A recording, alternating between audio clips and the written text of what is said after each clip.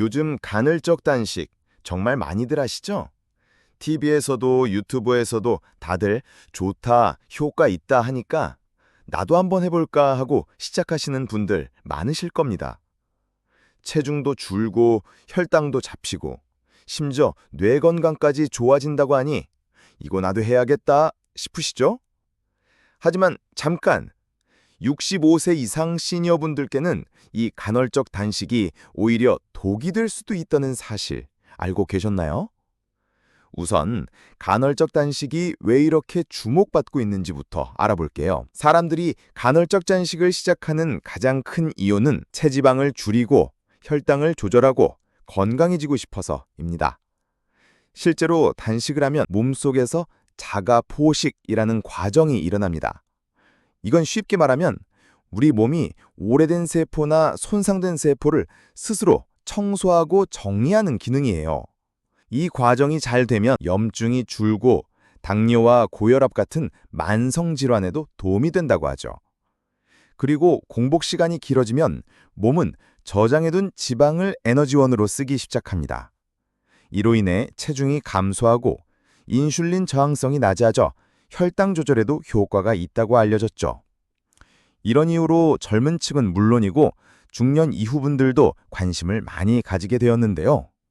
문제는 이런 연구와 정보들이 대부분 젊고 건강한 성인을 기준으로 했다는 점입니다. 나이가 들수록 우리 몸은 많은 변화를 겪습니다. 예전처럼 음식을 많이 먹지 않아도 살은 잘 찌고 근육은 쉽게 줄어들고 피로는 더 빨리 오죠. 이유는 간단합니다. 에너지를 저장하고 사용하는 능력이 떨어지기 때문입니다. 기초대사량이 줄어들고 호르몬 변화도 크고 소화 흡수 능력까지 약해지기 때문이죠. 특히 근육량이 줄어드는 근감소증은 노화의 주요 문제 중 하나입니다. 근육이 줄면 걷는 것도 힘들고 쉽게 넘어지고 낙상으로 이어져 골절 위험까지 커집니다. 이런 상태에서 갑자기 단식을 하면 어떤 일이 벌어질까요? 첫째, 근육 손실 위험입니다. 단식을 하면 몸은 에너지를 공급받기 위해 지방뿐만 아니라 근육까지 분해해서 쓰게 됩니다. 단백질 섭취가 줄어들면 이 과정이 더 빨라지죠. 둘째, 영양 결핍이 생깁니다. 식사 횟수가 줄어들면 단백질, 비타민, 미네랄 등 우리 몸에 꼭 필요한 영양소 섭취가 부족해지기 쉽습니다. 이로 인해 면역력이 약해지고 기억력 저하나 피로감이 심해질 수 있어요. 셋째, 저혈당 위험입니다. 공복 시간이 길어질수록 혈당이 떨어지기 쉽습니다. 이럴 때는 어지러움증, 손떨림, 두근거림, 심하면 실신까지 올 수 있습니다. 특히 당뇨약이나 인슐린을 복용하시는 분들은 약 효과가 갑자기 강해지거나 약해지면서 혈당이 심하게 출렁일 수 있어 위험합니다. 그렇다고 시니어는 단식을 하면 안 될까요? 꼭 그런 건 아닙니다. 자신의 몸 상태에 맞게 안전하게 실천한다면 간헐적 단식도 시니어 건강에 도움이 될 수 있습니다. 중요한 건 방식과 속도 그리고 균형입니다. 가장 흔한 단식 방식은 16대 8입니다. 16시간 공복, 8시간 식사, 예를 들어 저녁 6시에 식사를 마치고 다음날 오전 10시에 첫 식사를 시작하는 패턴이죠. 하지만 이 방식은 시니어분들에겐 조금 과할 수 있습니다. 16시간의 긴 공복은 근손실, 저혈당, 피로감을 유발할 수 있기 때문입니다. 그래서 65세 이상 시니어분들께는 12대 12 단식을 추천드립니다.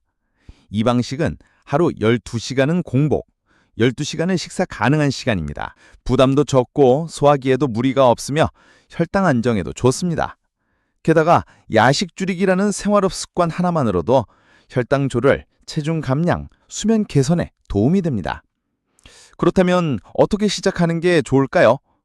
건강하게 단식을 실천하는 방법을 5가지로 정리해 드릴게요. 첫째, 공복 시간 천천히 늘리기.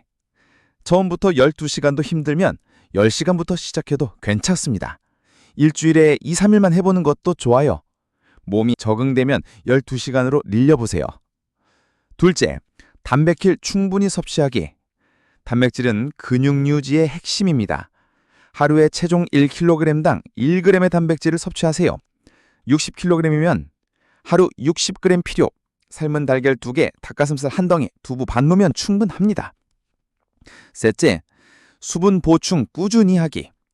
공복 중에는 물을 자주 마시세요. 미지근한 물이 좋고요. 무가당차나 블랙커피도 괜찮습니다. 물 대신 과일 주스나 음료수는 피해주세요. 넷째, 허기 조절. 너무 배고플 때는 견과류 한 줌이나 삶은 달걀 하나 정도는 괜찮습니다.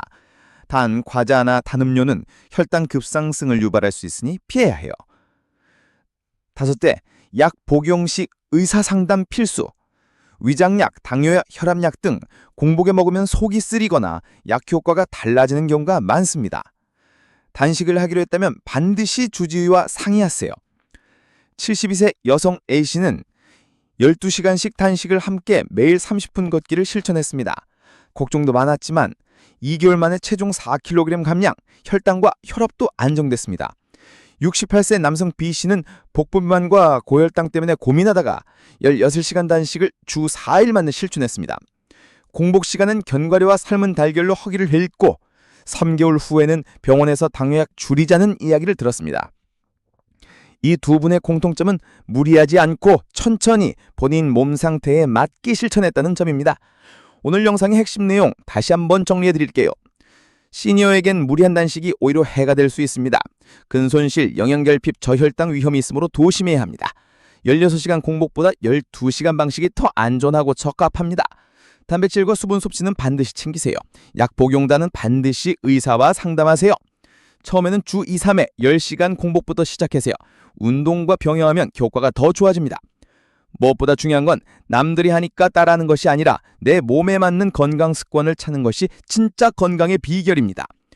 오늘 영상이 도움이 되셨다면 좋아요, 구독, 알림 설정 부탁드리고요. 부모님이나 주변 어르신들께도 꼭 공유해주세요. 작은 정보 하나가 건강한 삶을 만드는 첫걸음이 될 수 있습니다. 여러분, 건강은 유행이 아닙니다. 지속 가능한 나만의 건강 습관을 찾는 것이 진짜 건강의 비결입니다. 오늘도 건강하고 활기찬 하루 보내세요.